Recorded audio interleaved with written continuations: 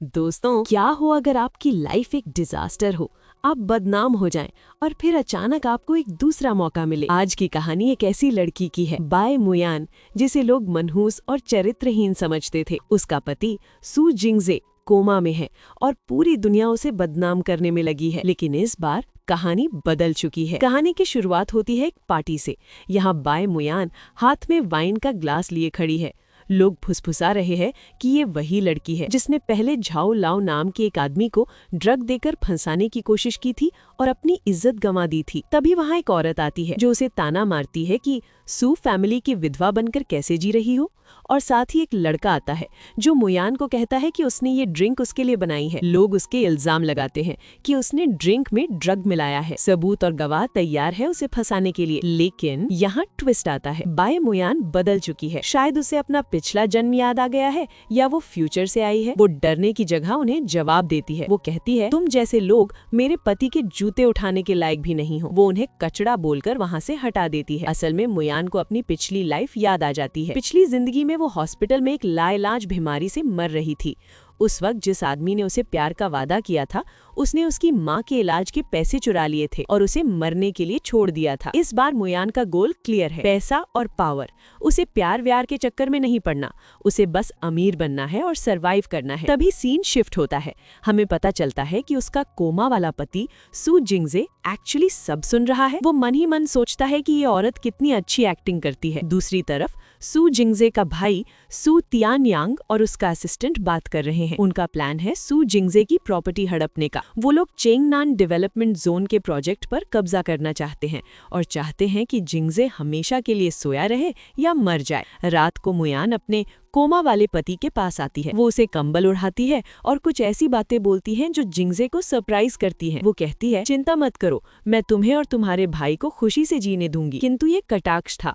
जब मुयान चली जाती है तो रिवील होता है कि सू जिंगजे जाग चुका है। वो अभी भी पैरालाइज्ड होने का नाटक कर रहा है ताकि अपने दुश्मनों को पकड़ सके। अगली सुबह दादाजी का बर्थडे सेलिब्रेशन है। सू तियानयांग और उसकी माँ आंटी लिन खुश हैं क्योंकि उन्हें लगता है मुयान बेइज्जत होगी।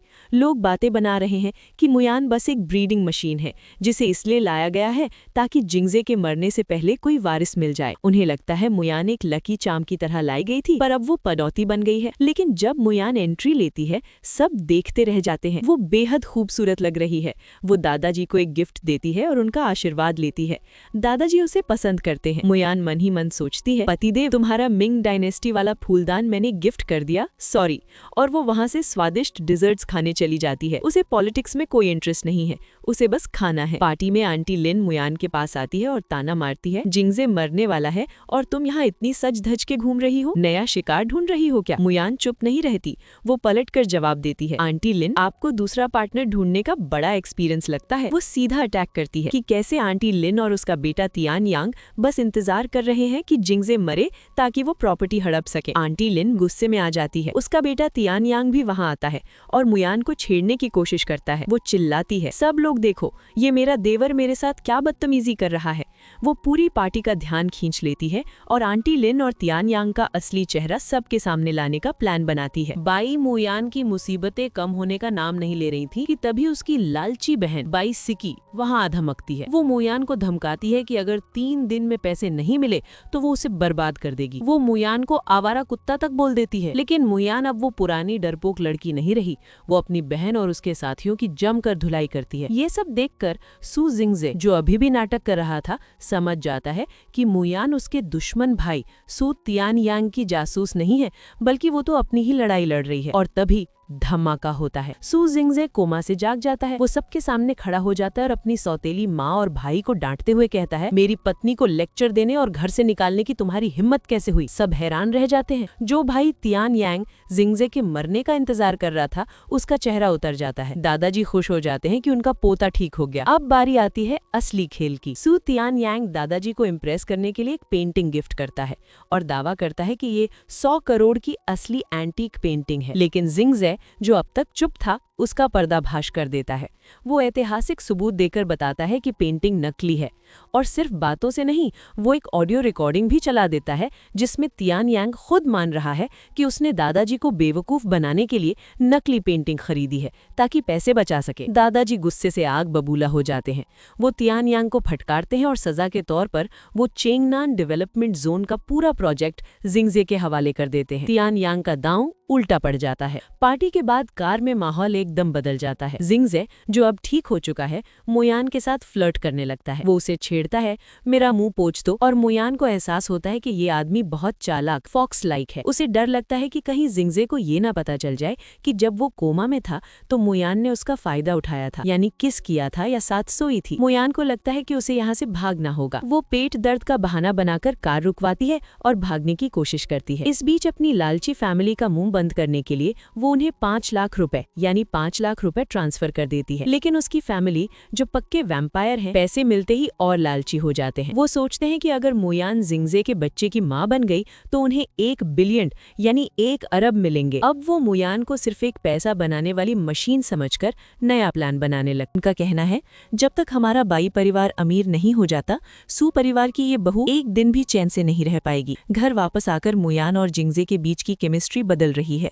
मोयान को लगता है कि जिंगजे को अभी भी दवाई दी जा रही है ताकि वो कमजोर रहे, और वो उसके लिए लड़ती है। वो कहती है, अगर किसी ने उसे परेशान किया तो मैं उसकी कब्र खोद दूंगी। ये सुनकर जिंगजे को यकीन हो जाता है कि मोयान सच में उसकी परवाह करती है। बाद में जब बाई मोयान नहा रही थी तो वो सू जिंगजे के बारे में सोच रही थी। ये तो बड़ा ही जिद्दी कुत्ता है, अगर एक बार उठ गया तो फिर सोने का नाम नहीं लेता। भविष्य में मैं इसके साथ कैसे जीवन बिताऊंगी। तभी सू जिंगजे बाहर से आकर उसे आवाज देने लगा, पर वो तो अंदर सो चुकी थी। उसने झल्लाते हुए कहा, क्या मर गई हो तुम? जब वो अंदर जाकर देखता है तो पाता है कि वो सो रही है। वो उसे जगाने की कोशिश करता है, लेकिन बाई मोयान उसे टब के अंदर खींच लेती है। वो उसे स्पर्श करते हुए कहती है, तुम मेरे सपनों में क्या कर रहे हो, और उसके कंधे पर काट लेती है। सू जिंगजे जोर से चिल्लाया, जिससे बाई मोयान को यकीन हो गया कि ये कोई सपना नहीं बल्कि हकीकत है। सू जिंगजे ने कहा, अब कहाँ चली? तुम हर वक्त मेरे ऊपर डोरे डालती रहती हो। बाई मोयान ने सफाई दी, माफ करना, मेरा वो इरादा बिल्कुल नहीं था। फिर वो चिल्लाई, अपनी आंखें बंद करो, मैंने कपड़े नहीं पहन रखे हैं। थोड़ी देर बाद उसने कहा, हाँ अब खोल सकते हो। सू जिंगजे ने पूछा, तुम मुझे क्या बताना चाहती हो? बाई मोयान ने शरारती अंदाज में कहा, नहीं मेरे प्यारे पतिदेव, ऐसी बात नहीं है। मुझे पता है कि अभी आप कुछ कर नहीं सकते, पर कोई बात नहीं, मैं अकेले ही एडजस्ट कर लूंगी। लेकिन मन ही मन वो सोचने लगी, मैं तो ये पहले ही तय कर चुकी हूँ, चाहे तुम्हें वो करना आए या ना आए, मैं तुमसे करवा कर रहूंगी। सू जिंगजे ने जवाब दिया, ये कैसी बकवास कर रही हो? मेरे पैर खराब हुए हैं पर मेरा हथियार नहीं, मैं तुम्हें अभी भी संतुष्ट कर सकता हूँ। बाई मोयान नाटक करने लगी, मुझे बहुत गर्मी लग रही है, मैं यहाँ पर नहीं कर पाऊंगी। और सोचने लगी, क्या ये सच में मुझे संतुष्ट नहीं कर पाएगा? इसके साथ रात बिताकर ही देखनी होगी। सू जिंगजे को लगा कि शायद इसे किसी ने नशा ड्रग दे दिया है। उसने कहा, तुम मेरे साथ इतनी गंभीर क्यों हो रही हो? मैं तुम्हें संतुष्ट करता हूँ, और उसे चूमने लगा। बाहर खड़ी नौकरानी ये सुनकर हंस रही थी। उसने तुरंत ही दादाजी को कॉल करके बताया कि आपका काम हो गया है, दोनों करीब आ रहे हैं। दादाजी बहुत खुश हुए और बोले, मुझे पता था मेरा पोता सब कुछ कर सकता है। फिर हम बेडरूम में देखते हैं कि उन दोनों के सारे कपड़े बिखरे पड़े थे और दोनों एक दूसरे की बाहों में हाथ डालकर सो रहे थे। जब बाई मोयान की आंख खुली तो उसने महसूस किया, इसका हाथ तो बहुत भारी है। वो उसके शरीर को देखकर बहुत आकर्षित हुई और उसके शरीर पर हाथ फेरने लगी। फिर अपने कपड़ों की हालत देखकर मुस्कुराई और सोचा, इसका मतलब इसने कल रात मेरे साथ सब कुछ किया। मैं ही बुद्धू थी जो सोचती थी कि ये कुछ नहीं कर सकता, जबकि उसने तो मुझे पूर्ण रूप से संतुष्ट किया। बस अगर ये थोड़ा मुस्कुराए तो ज्यादा अच्छा लगेगा। तभी घर के बाहर बाई मोयान का पूरा परिवार आ गया। उसकी माँ चिल्ला रही थी, तुम्हारी हिम्मत कैसे हुई 1 बिलियन छुपाने की? वे लोग अंदर जाकर सारा कीमती सामान एक बोरी में भरने लगे। ये सब कुछ बाई मोयान बैठे बैठे देख रही थी। वो एक 40 मिलियन यानी 4 करोड़ का कीमती वास तोड़ देते हैं। तभी उसकी बहन मोयान की गर्दन पर वो निशान देखकर चिल्लाती है, देखो इसके तो बाहर किसी मर्द से चक्कर है। वो वीडियो बनाने लगती है ताकि मोयान को बदनाम कर सके। लेकिन तभी सू जिंगजे वहाँ आ जाता है और वो कहता है, किसने कहा कि वो कोई बाहर का मर्द है? मोयान की बहन बाई सिकी बेशर्मी की सारी हदें पार कर देती है। वो सू जिंगजे के सामने खुद को पेश करते हुए कहती है कि वो मोयान से बेहतर है और पवित्र है। उसकी माँ भी इसमें साथ देती है और कहती है कि जिंगजे को मोयान को तलाक देकर सिकी से शादी कर लेनी चाहिए। लेकिन जिंगजे, जो अब तक चुपचाप सुन रहा था, उनका मजाक उड़ाते हुए कहता है, अगर तुम इस आदमी खुद की तरफ इशारा करते हुए कहता है, को किस कर पाई तो मैं तुम्हें एक कुत्ते के रूप में सम्मान दूंगा। वो उन दोनों को कचड़ा बुलाता है और घर से बाहर फेंकवा देता है। मुयान ये देखकर खुश हो जाती है कि पहली बार कोई उसे इस तरह प्रोटेक्ट कर रहा है। इसके बाद मुयान और जिंगजे के बीच एक डील होती है। मुयान साफ कर देती है कि उसे प्यार व्यार नहीं, सिर्फ पैसा चाहिए। वो जिंगजे के सामने एक लेबर कॉन्ट्रैक्ट रखती है। शर्त यह है कि वो 1 साल तक उसकी पत्नी होने का नाटक करेगी और उसकी मदद करेगी, लेकिन उसके बाद तलाक और 200 मिलियन यानी 20 करोड़ का ब्रेकअप पे आउट चाहिए। जिंगजे को गुस्सा तो आता है कि ये औरत बस भागना चाहती है, लेकिन वो अग्रीमेंट साइन कर देता है। वो सोचता है कि 1 साल बहुत है मुयान को रोकने के लिए। अगले दिन मुयान शॉपिंग के लिए एक ज्वेलरी स्टोर जाती है। वहाँ उसे फिर से वही झो यानी जू मिल जाता है जिसने पहले पार्टी में उसकी बेइज्जती की थी। जो मुयान का मजाक उड़ाते हुए कहता है, तुम्हारा पति तो अपाहिज है, वो क्या कर लेगा। तभी जिंगजे वहाँ अपनी व्हील चेयर पर आता है। जो उसे बेकार कचड़ा बोलता है। लेकिन ये सुनकर हमारी हीरोइन को बहुत गुस्सा आता है और वो मिस्टर झो में एक थप्पड़ खींच कर मारती है। ऐसा होने पर जिंगजे को और गुस्सा आता है। वो अपने असिस्टेंट को ऑर्डर देता है, ये पूरी ज्वेलरी की दुकान अभी खरीद लो और झो ग्रुप को ब्लैकलिस्ट कर दो। अगले ही पल खबर आती है कि झो परिवार बैंकरप्ट हो गया है। मुयान ये सब देखकर हैरान रह जाती है कि उसका पति कितना पावरफुल है। झो गिड़गिड़ाता है, लेकिन अब बहुत देर हो चुकी है। लेकिन कहानी में एक नया ट्विस्ट आता है। मुयान को पता चलता है कि जिंगजे की एक्स गर्लफ्रेंड या पुराना प्यार, जिसे व्हाइट मूनलाइट यानी वेन मिया कहा जाता है, अगले हफ्ते विदेश से वापस आ रही है। जहाँ एक आम पत्नी को जलन होती, वहीं मुयान खुश हो जाती है। उसे लगता है कि ये एक और मौका है पैसे कमाने का। वो जिंगजे से कहती है, अगर तुम मुझे 1 बिलियन दोगे तो मैं खुशी खुशी अपनी जगह तुम्हारी उस व्हाइट मूनलाइट को दे दूंगी। जिंगजे ये सुनकर चिढ़ जाता है। उसे मुयान की ये बात बिल्कुल पसंद नहीं आती कि वो उसे किसी और को सौंपने के लिए इतनी उतावली है। जब मुयान उससे पूछती है कि 3 साल पहले उसके एक्सीडेंट वाली रात असल में क्या हुआ था, तो जिंगजे भड़क जाता है और उसे चुप करा देता है। मुयान को समझ आ जाता है कि जिंगजे के पास बहुत गहरे राज हैं, लेकिन फिलहाल उसका पूरा फोकस सिर्फ पैसों पर है। मुयान, जो अब अमीर बनने के सपने देख रही है, अपनी रईस जिंदगी का मजा लेने के लिए एक क्लब में जाती है। वहाँ वो हैंडसम लड़कों को देखकर खुश हो रही होती है और खुद को जिया नोंग, शायद किसी ऐतिहासिक या फिक्शनल अमीर महिला जैसा महसूस करती है। उसे लगता है कि अब वो अपनी शर्तों पर जिएगी।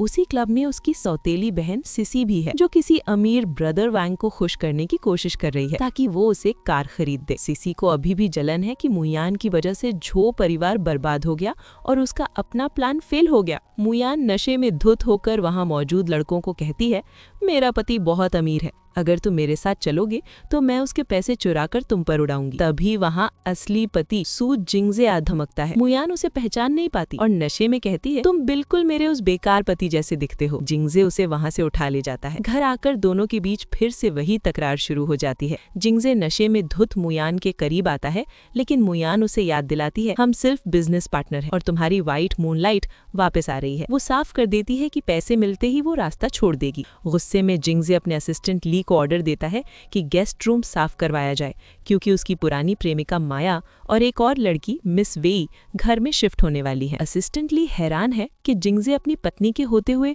दूसरी लड़कियों को घर ला रहा है। ये तो वर्ल्ड वॉर की शुरुआत है। मुयान को जब ये पता चलता है तो वो नाराज होकर घर से निकल जाती है, ये कहते हुए कि वो डराने धमकाने से नहीं डरेगी। रात के अंधेरे में मुयान अकेली सड़क पर है और उसका फोन भी बंद हो जाता है। तभी 2 गुंडे उसे घेर लेते हैं। जिंगजे, जो पहले कह रहा था कि उसे जहां मरना है मरने दो, अब बेचैन हो जाता है जब वो न्यूज़ सुनता है कि एक महिला का मर्डर हो गया है। वो पागलों की तरह उसे ढूंढने निकलता है, लेकिन जब वो मौके पर पहुंचता है तो देखता है कि मुयान ने उन दोनों गुंडों को पीट पीट कर अधमरा कर दिया है और वो पागलों की तरह जमीन पर कुछ ढूंढ रही है। जिंगजे घबराकर पूछता है कि क्या हुआ, तो पता चलता है कि वो अपनी ब्लैक कार्ड ढूंढ रही थी जो दादाजी ने दिया था। जिंगजे को हंसी और गुस्सा दोनों आता है कि मुयान अपनी जान से ज्यादा पैसों की परवाह करती है। इसके बाद मुयान फिर से जिंगजे को तंग करती है। वो व्हीलचेयर को फास्ट एंड फ्यूरियस स्टाइल में भगाती है। जिंगजे डर जाता है, लेकिन अपनी इज्जत बचाने के लिए कुछ नहीं बोलता। आखिर में वो हार मानकर मुयान से भीख मांगता है कि व्हीलचेयर घुमाना बंद करो। मुयान जीत जाती है, लेकिन घर पहुंचते ही जिंगजे अपना बदला लेता है। वो असिस्टेंट ली से कहता है कि मुयान अब एक कर्मचारी है और क्योंकि वो सुबह 9:01 पर आई है, इसलिए हर मिनट की देरी के लिए उसके 800 युआन यानी करीब 9,000 रुपए काटे जाएंगे। मुयान चीख पड़ती है कि जिंगजे ने उसके दिल और बटुए दोनों पर वार किया है। जिंगजे की पुरानी प्रेमिका और तथाकथित व्हाइट मूनलाइट वेन मेया वापस आ गई है। वो आते ही जिंगजे से चिपकने लगती है और कहती है कि वो उसे बहुत मिस कर रही थी। उसी वक्त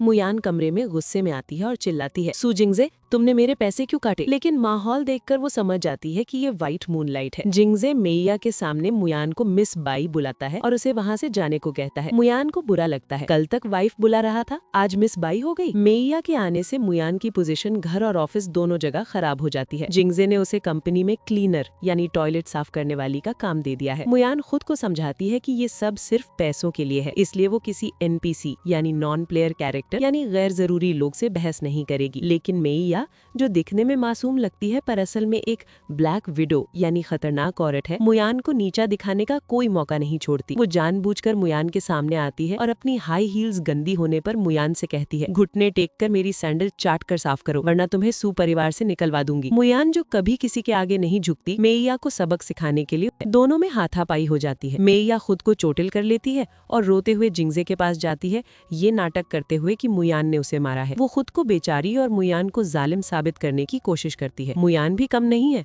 वो भी नाटक करती है, मैंने तो छोटी सी बिल्ली को भी कभी नहीं मारा। जिंगजे दोनों का नाटक समझ रहा है। वो असिस्टेंट ली को कहता है कि मेइया को कपड़े बदलवाने ले जाए। अकेले में जिंगजे मुयान के पास आता है और उसके चेहरे पर दवा लगाने लगता है। शायद लड़ाई में उसे खरोंच आई हो। मुयान को लगता है कि वो उसे किस करने वाला है और वो आंखें बंद कर लेती है, लेकिन जिंगजे उसे चिढ़ाता है, तुम ज्यादा सोच रही हो, मैं बस दवा लगा रहा था। फिर वो मुयान के कान में धीरे से कहता है, मैं तुम्हें बहुत चाहता हूँ। शायद फ्लर्ट कर रहा है या कंफ्यूज कर रहा है। तभी बाहर से मेइया की आवाज आती है, आजे, मैं तुम्हें बहुत मिस कर रही थी। जिंगजे मुयान को छिपाने की कोशिश करता है और बहाना बनाता है कि उसने एक आवारा बिल्ली पाल रखी है जो उसे काटती रहती है। मुयान समझ जाती है कि वो बिल्ली उसी को बोल रहा है। मेइया पूछती है कि क्या उसने उस टॉयलेट साफ करने वाली को निकाल दिया। जिंगजे बात घुमा देता है। मुयान को अब लग रहा है कि जिंगजे एक शुगर डैडी है जो गलतफहमी में एक ब्लैक विडो के जाल में फंस रहा है और अपनी अंतरात्मा की आवाज पर उसे जिंगजे को बचाना चाहिए, या शायद उसे बस अपने पैसों की चिंता है। जिंगजे अपनी व्हाइट मूनलाइट विने मेया को साफ कह देता है कि ऑफिस का वक्त खत्म हो गया है और वो अपनी पत्नी मुयान के साथ डिनर पर जाना चाहता है। मेया को लगता है जिंगजे उसे जलाने के लिए ऐसा कर रहा है। अगले सीन में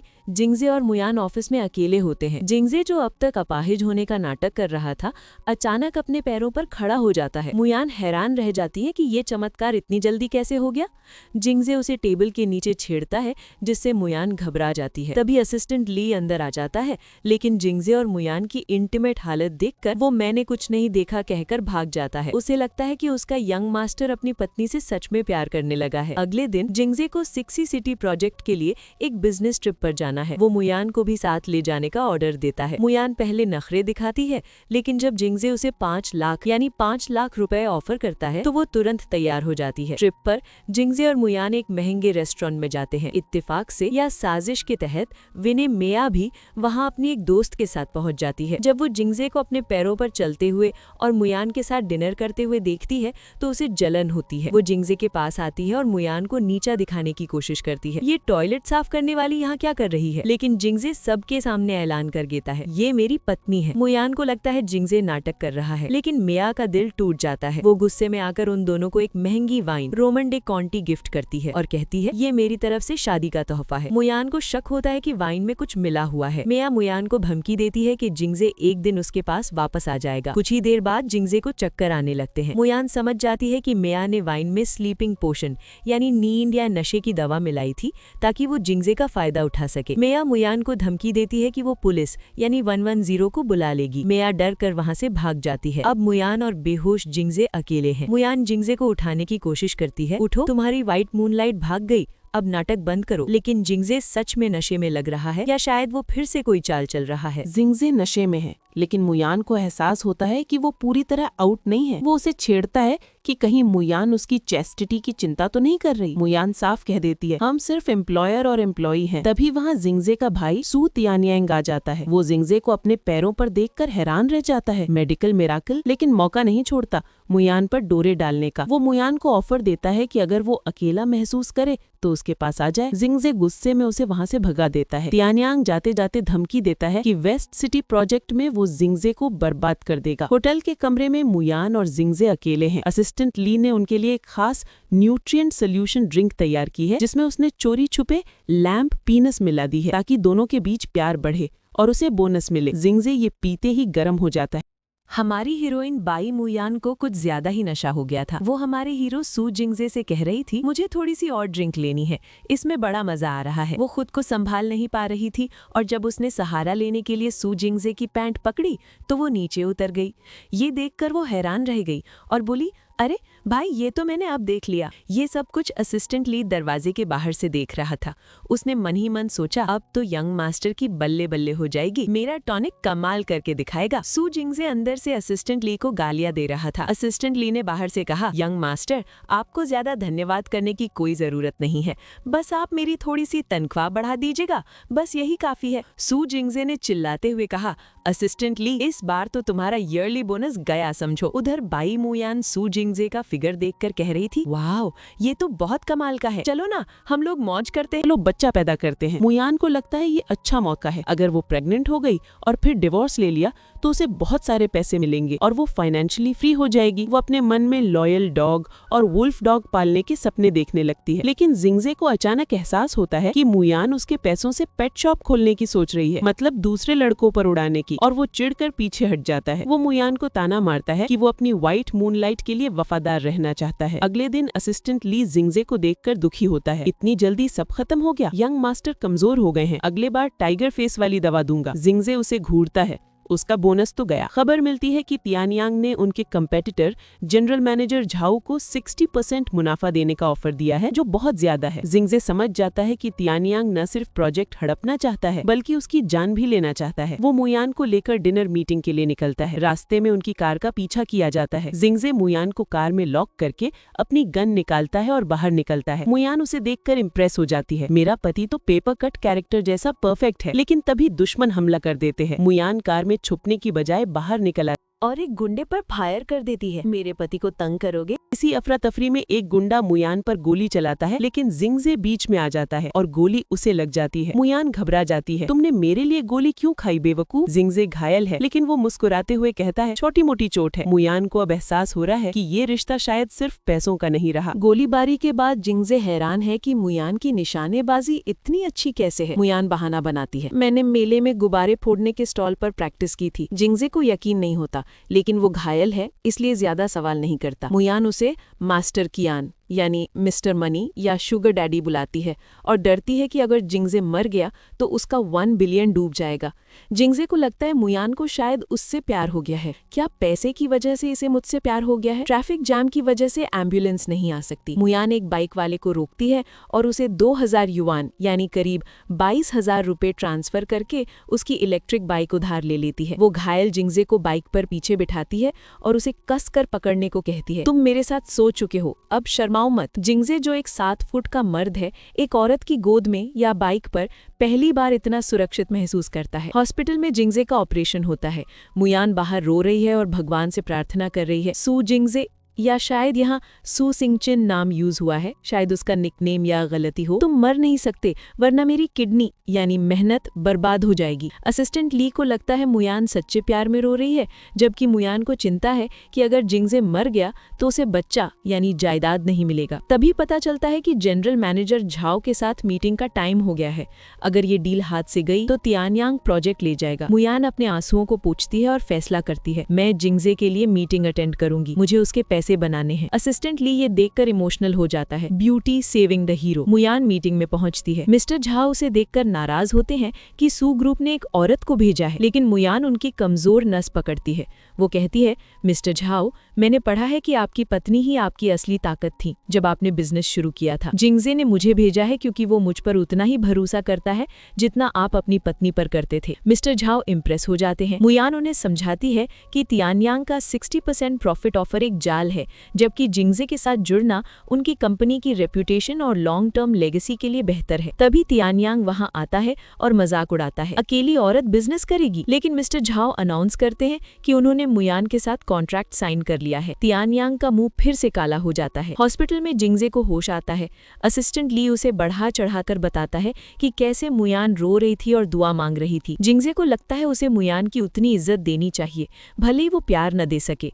वो असिस्टेंट ली की दी हुई टॉनिक यानी अजीब दवा पीने से मना कर देता है। तुम्हारी वफादारी पर शक नहीं, पर तुम्हारी टॉनिक पर है। मुयान वापस आती है और जिंगजे को गले लगाती है। शुक्र है तुम बच गए, मेरी दौलत बच गई। जिंगजे को अब यकीन होने लगा है कि मुयान को सिर्फ पैसे से नहीं, शायद उससे भी लगाव हो गया है। मुयान डिमांड करती है कि वो जिनबे में होने वाले ज्वेलरी ऑक्शन में जाना चाहती है। जिंगजे सोचता है इसे मेरी मौत का डर था, क्या अब इसे मुझसे पैसों से बढ़कर कुछ चाहिए? बेचारा अभी भी गलतफहमी में।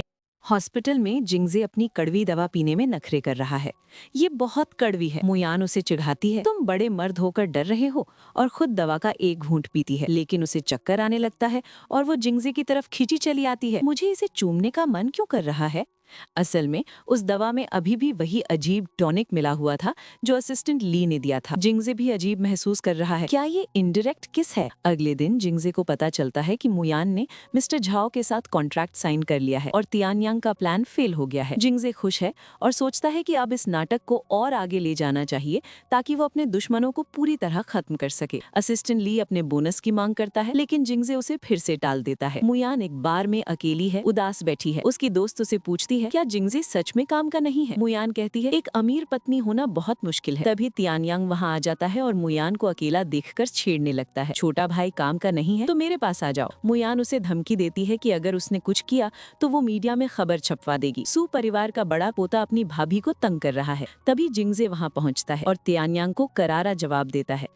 वो तियानयांग को याद दिलाता है कि साउथ सिटी प्रोजेक्ट के घाटे की वजह से अब दादाजी खातों की जांच कर रहे हैं, जिससे तियानयांग की चोरी पकड़ी जा सकती है। तियानयांग डर जाता है और मन ही मन अपने गुंडे को मारने का प्लान बनाता है ताकि सबूत मिट जाए। इसके बाद जिंगजे मुयान को एक बेहद खूबसूरत हॉट कुटियोर ड्रेस गिफ्ट करता है। मुयान ड्रेस पहनकर इतनी सुंदर लगती है कि जिंगजे उसे देखता ही रह जाता है। इडियट, जल्दी चलो। वो दोनों जिनबेई ज्वेलरी ऑक्शन में जाते हैं। ऑक्शन में एक नया कैरेक्टर एंट्री लेता है, एक हैंडसम वायलिनिस्ट, जिसे देखकर मुयान खो जाती है। जिंगजे नोटिस करता है कि मुयान उस आदमी को देखकर इमोशनल हो गई है। ये मेरे सामने किसी और मर्द के लिए ऐसे एक्सप्रेशन क्यों दे रही है? उसे जलन होती है।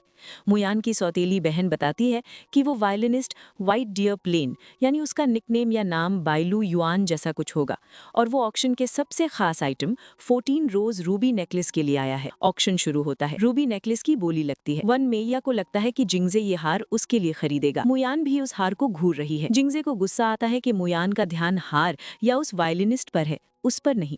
वो 100 मिलियन यानी 10 करोड़ की बोली लगाता है। मेया खुश हो जाती है। बधाई हो सिस्टर मेया, जिंगजे अब भी तुमसे प्यार करता है। लेकिन तभी एक और बोली लगती है, 200 मिलियन यानी 20 करोड़, शायद उस वायलिनिस्ट में लगाई है या किसी और ने। जिंगजे का चेहरा देखने लायक होता है। मेया को लगता है 100 मिलियन वाली बोली उसके लिए थी, लेकिन अब गेम पलट रहा है। जिंगजे असल में मुयान को सबक सिखाना चाहता था या उसे जेलस फील कराना चाहता था, लेकिन मामला उलझ गया है। वैन मेया और उसकी दोस्त सिसी को पूरा भरोसा है कि जिंगजे ने वो 200 मिलियन का 14 रोज रूबी नेकलेस मेया के लिए ही खरीदा है। मेया खुश होकर कहती है, अजय अब भी मेरी परवाह करता है। वो मुयान जैसी त्यागी हुई पत्नी को ये हार कभी नहीं देगा। लेकिन जब जिंगजे सबके सामने आता है तो वो हार मेया की तरफ नहीं बल्कि मुयान की तरफ बढ़ाता है। वो कहता है, तुम ही मेरी इकलौती हो, और वो बेशकीमती हार मुयान के गले में पहना देता है। मेया का दिल टूट जाता है, उसका चेहरा उतर जाता है। सिसी भी हैरान है। जिंगजे सबके सामने मुयान को गोद में उठा लेता है और मीडिया के सामने अपना प्यार जाहिर करता है। मुयान को घबराहट होती है, हम कल न्यूज की हेडलाइन बन जाएंगे। लेकिन जिंगजे कहता है, मैं चाहता हूँ पूरी दुनिया टियानचेंग जाने कि तुम मेरी हो। कार में बैठने के बाद मुयान कंफ्यूज है। उसका दिल जोर से धड़क रहा है। क्या उसे जिंगजे से प्यार हो रहा है? नहीं, वो खुद को समझाती है, मुझे सिर्फ पैसों से प्यार है। ये शुगर कोटेड बुलेट यानी मीठा हमला मेरे इरादों को कमजोर कर रहा है। वो खुद से वादा करती है कि उसे डटे रहना है। तभी मैया जिंगजे को फोन करती है और रोते हुए कहती है कि वो बीमार है और अकेली है। अगर दादाजी जिंदा होते तो मुझे अकेला नहीं छोड़ते। जिंगजे, जो अब भी शायद थोड़ा सॉफ्ट कॉर्नर रखता है, उससे मिलने जाने का फैसला करता है। वो मुयान से कहता है कि वो मैया के पास जा रहा है। मुयान को बुरा लगता है, लेकिन वो कुछ नहीं कहती। मुयान खुद को याद दिलाती है कि उसे अपने पिछली जिंदगी की गलतियों को नहीं दोहराना है। अगले दिन मुयान अपनी बोरियत दूर करने के लिए अपनी वायलिन क्लास जाती है। उसका टीचर जेन है, जो एक इंटरनेशनल वायलिनिस्ट और पियानिस्ट है। ये वही वायलिनिस्ट है जो ऑक्शन में था। मुयान जेन को ब्रदर बुलाती है और उनसे म्यूजिक सीखती है। तभी जिंगजे वहाँ आ धमकता है। वो देखता है कि मुयान और जेन बहुत करीब से बात कर रहे हैं। जिंगजे जेन को मिस्टर सू की तरह इंट्रोड्यूस करता है। जेन जिंगजे को ताना मारता है, मुयान जैसी फ्री स्पिरिट को कैद में नहीं रखना चाहिए। जिंगजे चिढ़ जाता है, मुयान मेरी पत्नी है, अपनी हद में में रहो। वो मुयान को वहाँ से खींच ले जाता है,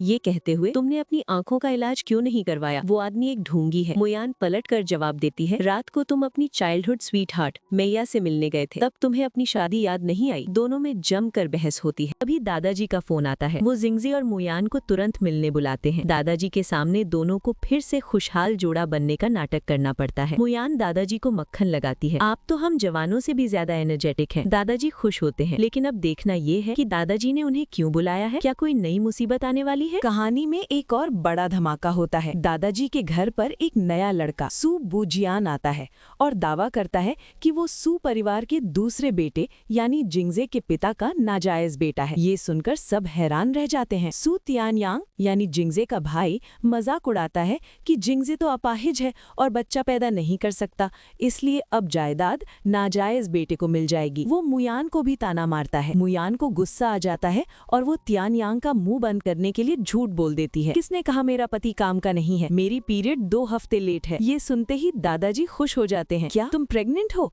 मुयान और जिंगजे दोनों चौंक जाते हैं। ये तो सिर्फ एक झूठ था। लेकिन मुयान नाटक जारी रखती है कि उसे उल्टी जैसा महसूस हो रहा है। दादाजी इतने खुश हो जाते हैं कि वो ऐलान कर देते हैं, चाहे कितने भी नाजायज बच्चे आ जाएं, मेरा असली वारिस सिर्फ जिंगजे है और उसका होने वाला बच्चा। खुशी में दादाजी मुयान पर तोहफों की बारिश कर देते हैं। हाई चेंग का सीसाइड विला, लियू चेंग का जागीर और सबसे बड़ी बात, शहर के पूर्व में स्थित बैले आर्ट सेंटर। तियानयांग गुस्से से पागल हो जाता है क्योंकि वो बैले सेंटर अपनी प्रेमिका ली सीसी के लिए मांग रहा था। दादाजी उसे डांटकर चुप करा देते हैं। कमरे में अकेले होने पर जिंगजे मुयान को घेर लेता है। तुमने झूठ बोला कि तुम प्रेग्नेंट हो, अब हम दादाजी को बच्चा कहाँ से देंगे? मुयान घबरा जाती है, वो तो बस तुम्हें बचाने के लिए बोला था। लेकिन जिंगजे उसे सजा देने या शायद सच में बच्चा पैदा करने के मूड में है। तभी मुयान सच में एक प्रेगनेंसी टेस्ट करती है और रिजल्ट पॉजिटिव आता है। मुयान हैरान और खुश है, हम सच में प्रेग्नेंट हैं। वो जिंगजे को अल्ट्रासाउंड की फोटो दिखाती है और इमोशनल हो जाती है। अब मैं इस दुनिया में अकेली नहीं हूँ, मैं माँ बनने वाली हूँ। जिंगजे भी भावुक हो जाता है। लेकिन कहानी यहाँ खत्म नहीं होती। दूसरी तरफ ब्रदर वैंग, शायद वही जो सीसी का शुगर डैडी था, को पता चलता है कि सीसी और तियानयांग का चक्कर चल रहा है। वो नाराज है। सीसी और तियानयांग को अब और भी बड़ा झटका लगने वाला है क्योंकि मुयान और जिंगजे अब पावरफुल हो चुके हैं। कहानी में अब एक और ट्विस्ट आता है। ली सीसी का शुगर डैडी ब्रदर वैंग गुस्से में उसे घर से निकाल देता है और अपनी वज्र, शायद कोई कीमती चीज या गाड़ी, वापस मांगता है। सीसी और तियानयांग एक साथ हो जाते हैं और अपनी किस्मत को कोसते हैं। सीसी सोचती है कि अगर मुयान और जिंगजे नहीं होते तो आज वो अमीर होती। उधर जिंगजे को एक बड़ी कामयाबी मिलती है। उसे पता चलता है कि 3 साल पहले जो कार एक्सीडेंट हुआ था उसका ड्राइवर मिल गया है। वो मुयान को फोन पर खुश होकर बताता है और कहता है कि वो जल्द ही भर आएगा। मुयान भी खुश है और जिंगजे के लिए खाना लेकर उसकी ऑफिस जाती है। लेकिन ऑफिस पहुंचते ही उसे एक झटका लगता है। तियानयांग वहां खड़ा है और मुयान को रोककर कहता है, तुम लेट हो गई, तुम्हारा पति तो अंदर अपनी व्हाइट मूनलाइट यानी वेन मैया के साथ मजे कर रहा है। वो मुयान को भड़काने की कोशिश करता है कि जिंगजे उसे धोखा दे रहा है। मुयान को खिड़की से कुछ धुंधला दिखाई देता है जो उसे शक में डाल देता है। तियानयांग उसे ऑफर देता है, बच्चा गिरा दो और जिंगजे को छोड़ दो, मैं तुम्हें इतना पैसा दूंगा कि तुम जिंदगी भर ऐश करोगी। मुयान को गुस्सा आता है। वो अंदर जाती है और देखती है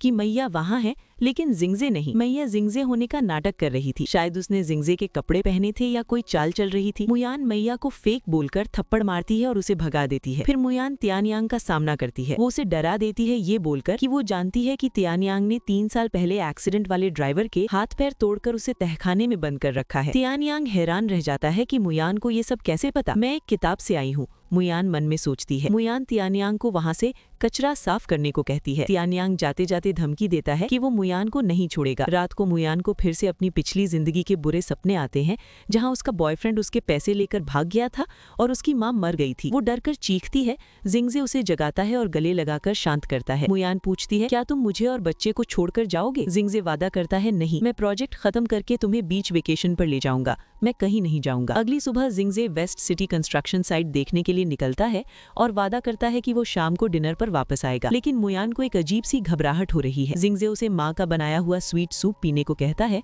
और चला जाता है। क्या जिंगजे सुरक्षित वापस आएगा या तियानयांग अपनी धमकी पूरी करेगा? जिंगजे के जाने के बाद मुयान को एक कॉल आता है। ये वेन मैया व्हाइट मूनलाइट का कॉल है। मैया चेतावनी देती है कि तियानयांग पागल हो गया है और उसने वेस्ट सिटी कंस्ट्रक्शन साइट पर बम प्लांट कर दिया है ताकि वो जिंगजे को मार सके। मुयान को पहले यकीन नहीं होता, लेकिन जब वो जिंगजे को कॉल करती है और फोन नहीं मिलता तो वो घबरा जाती है और साइट की तरफ भागती है। साइट पर त्यान्यांग ने जिंगजे को बंधक बना लिया है या फंसा लिया है। वो जिंगजे का मजाक उड़ा रहा है। 3 साल पहले का एक्सीडेंट, 6 महीने पहले की गोलीबारी, सब मैंने किया था। वो जिंगजे को मारने की धमकी देता है, लेकिन जिंगजे शांत है और कहता है कि उसने त्यान्यांग को सुधरने का मौका दिया था ताकि दादाजी को दुख ना हो। जिंगजे के पास शायद कोई प्लान है, असिस्टेंट ली और 9.9 युआन वाला गैजेट, लेकिन त्यान्यांग एक और चाल चलता है। वो बताता है कि मुयान भी यही है और उसके शरीर पर भी बम बंधा हुआ है। ये सुनकर जिंगजे का आपा खो जाता है। त्यान्यांग हंसते हुए कहता है, तुम्हारा प्यार और बच्चा, सब बूम। तभी एक धमाका होता है। 5 साल बाद, 5 years later, कहानी एक नई जगह शेंझेन में शिफ्ट होती है। मुयान जिंदा है और उसका एक 5 साल का बेटा है जिसका नाम चेन चेन है। मुयान उसे एक राजकुमार और राजकुमारी की कहानी सुना रही है जो शायद उसकी और जिंगजे की कहानी है। मुयान ने जिंगजे को छोड़ दिया था और अब वो अकेले अपने बेटे को पाल रही है। उधर जिंगजे पिछले 5 सालों से पागलों की तरह मुयान को ढूंढ रहा है। उसे सुराग मिलता है कि मुयान शेंझेन के लैंडवान डिस्ट्रिक्ट में है। वो तुरंत वहाँ के लिए फ्लाइट लेता है। उसे मुयान की वो बात याद आती है, मैं बच्चा पैदा करके भाग जाऊंगी और फाइनेंशियली फ्री हो जाऊंगी। उसे गुस्सा आता है कि मुयान उसके बच्चे को लेकर भाग गई। शेंझेन में जिंगजे को मुयान और उसका बेटा मिल जाते हैं। बेटा चेन चेन चींटियों को दिख रहा है। जिंगजे उसे देखकर हैरान रह जाता है। बच्चा बिल्कुल उसके जैसा दिखता है। मुयान घबरा जाती है और बच्चे से कहती है, ये आदमी ह्यूमन ट्रैफिकर है, इससे दूर रहो। जिंगजे गुस्से में मुयान को पकड़ता है। तुम अपने बेटे को ये सिखा रही हो? मुयान बहस करती है, मैंने तुम्हारे पैसे नहीं लिए और सरोगेसी इल्लीगल है, इसलिए ये बच्चा सिर्फ मेरा है। तभी एक नया ट्विस्ट आता है। मुयान के साथ एक नया आदमी है, शायद जेन, वो वायलिनिस्ट या कोई और। वो आदमी दावा करता है कि मुयान और वो अब साथ हैं। जिंगजे को जलन होती है, मुयान मेरी है, लेकिन वो आदमी कहता है अब हम साथ हैं। मुयान भी शायद जिंगजे से बदला लेने या उसे दूर रखने के लिए इस झूठ में साथ देती है। अब जिंगजे क्या करेगा? क्या वो अपने परिवार को वापस पा सकेगा? जिंगजे की जबरदस्ती के बावजूद मुयान उसके साथ जाने को तैयार नहीं है। वो दावा करती है कि वो और वो दूसरा आदमी, शायद अंकल जिन, साथ हैं। जिंगजे हार मानकर मुड़ने लगता है, तुमने जो कहा याद रखना। लेकिन तभी उसका बेटा चेन चेन पोल खोल देता है। चेन चेन कहता है, डैड आप इस नकली कहानी पर विश्वास कर रहे हैं? अंकल जिन तो कल रात ही मम्मी से शादी के लिए भीख मांग रहे थे और मम्मी ने मना कर दिया। मुयान शर्मिंदा हो जाती है, तुमने मेरा खेल खराब कर दिया। चेन चेन और जिंगजे के बीच एक डील होती है। चेन चेन कहता है, लड़कियों को जबरदस्ती नहीं मनाया जा सकता। मैं कुछ दिन आपके साथ रहूंगा, आप मम्मी को मनाने की कोशिश करना। Operation plan, loving breakfast. अगली सुबह जिंगजे और चेन चेन मिलकर मुयान के लिए ब्रेकफास्ट बनाते हैं। जिंगजे कुकिंग में बहुत बुरा है, सिर्फ एक अंडा ही तो है, ये केमिस्ट्री एक्सपेरिमेंट जैसा क्यों लग रहा है? चेन चेन उसे आइडिया देता है कि बाहर से खाना मंगाकर उसे प्लेट में सजा दो और क्रेडिट ले लो।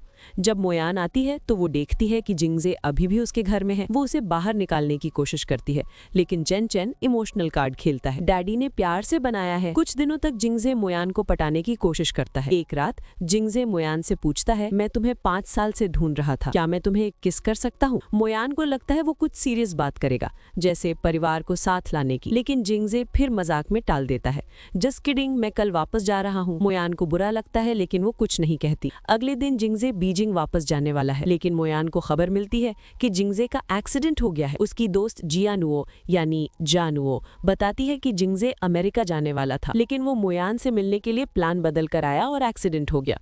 मुयान घबरा जाती है और तुरंत बीजिंग वापस जाने का फैसला करती है। वो अपने बेटे को भी साथ ले जाती है। हॉस्पिटल में ये पता चलता है कि ये जिंगजे का एक और नाटक है। उसने असिस्टेंट ली के साथ मिलकर एक्सीडेंट का प्लान बनाया था ताकि मुयान को वापस बुला सके। बेटे ने कहा था मम्मी मुझसे प्यार करती है, वो जरूर आएगी। जिंगजे असिस्टेंट ली को जोर जोर से रोने की एक्टिंग करने को कहता है। जब मुयान हॉस्पिटल पहुंचती है, असिस्टेंट ली रोते हुए बताता है कि यंग मास्टर को सिर पर गंभीर चोट लगी है।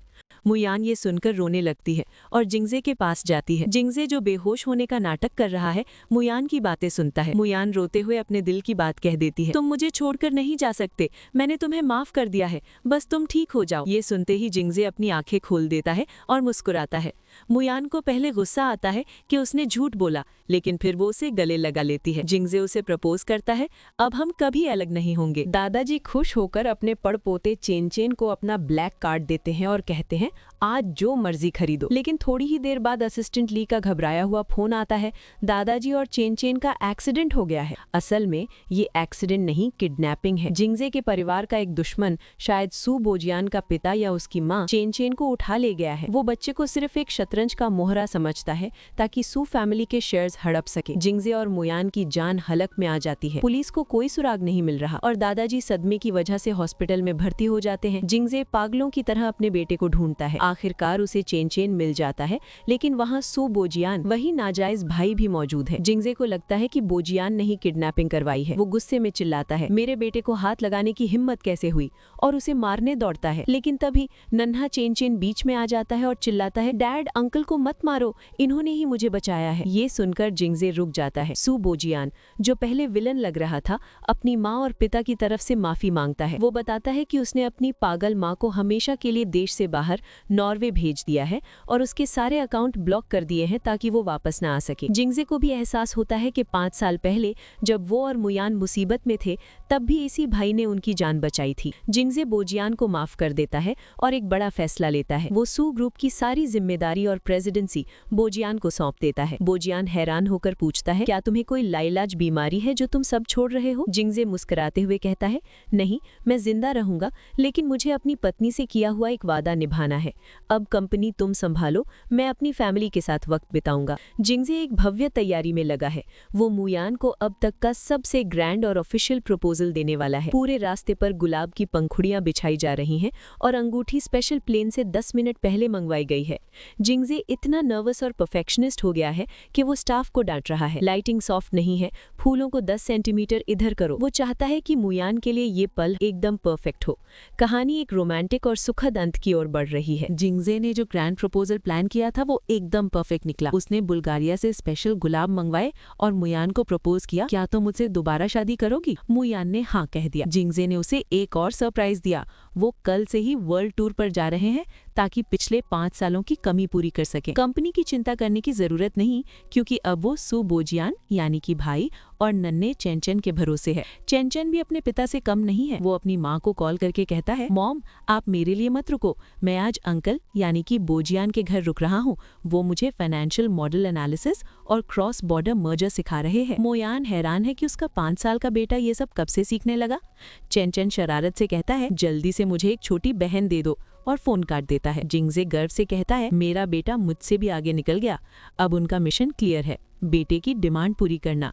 उधर ऑफिस में सू बोजियान की हालत खराब है। जिंगजे ने उसे इतना काम दे दिया है कि उसे सांस लेने की भी फुर्सत नहीं है। सुबह 3 बजे कॉन्फ्रेंस कॉल, 6 बजे सिंगापुर की फ्लाइट, 8 बजे मीटिंग, 2 बजे बोर्ड मीटिंग। वो चिल्लाता है, मैं रिजाइन करना चाहता हूँ, लेकिन उसे बताया जाता है कि ये काम पैसों के लिए नहीं बल्कि परिवार के लिए है। बेचारा बोजियान अब नन्हे चेन चेन को पढ़ाने में लगा है, लेकिन चेन चेन को आम बच्चा नहीं है। उसने सिर्फ 500 युआन से शुरू करके 3 महीने में स्टॉक मार्केट से इतना पैसा कमाया कि एक पूरा बैंक यानी कि सिटी बैंक जैसा कुछ खरीद लिया। कुछ समय बाद जिंगजे और मुयान अपने हनीमून पर मजे कर रहे हैं। जिंगजे मुयान से मसाज करवा रहा है और अपनी रिलैक्स लाइफ का आनंद ले रहा है। तभी बोजियान वहां धमका, शायद उन्हें ट्रैक करते हुए। वो बुरी तरह थक चुका है और चिल्लाता है, मैं इंसान हूँ, प्रोडक्शन टीम का गधा नहीं। वो शिकायत करता है कि चेन चेन एक डेविल है जो 5 साल की उम्र में अपनी खुद की राइवल कंपनी खड़ी करने की बात कर रहा है। बोजियान तंग आकर ऐलान करता है, मैंने सारा काम असिस्टेंट ली को सौंप दिया है और अब मैं भी तुम लोगों की लेजी टीम ज्वाइन कर रहा हूँ। अब मैं भी अफ्रीका जाकर आराम करूंगा, और वहां से भाग जाता है। कहानी एक हंसी मजाक वाले नोट पर खत्म होती है। मुयान, जिंगजे, उनका जीनियस बेटा चेन चेन और अब उनका बेचारा भाई बोजियान सब अपनी अपनी तरह से खुश हैं। तो दोस्तों, ये था इस ड्रामे का धमाकेदार अंत, जहां एक तरफ जिंगजे और मुयान अपना हनीमून और रिलैक्स लाइफ एंजॉय कर रहे हैं, वहीं दूसरी तरफ उनका 5 साल का जीनियस बेटा चेन चेन बिजनेस वर्ल्ड में तहलका मचा रहा है।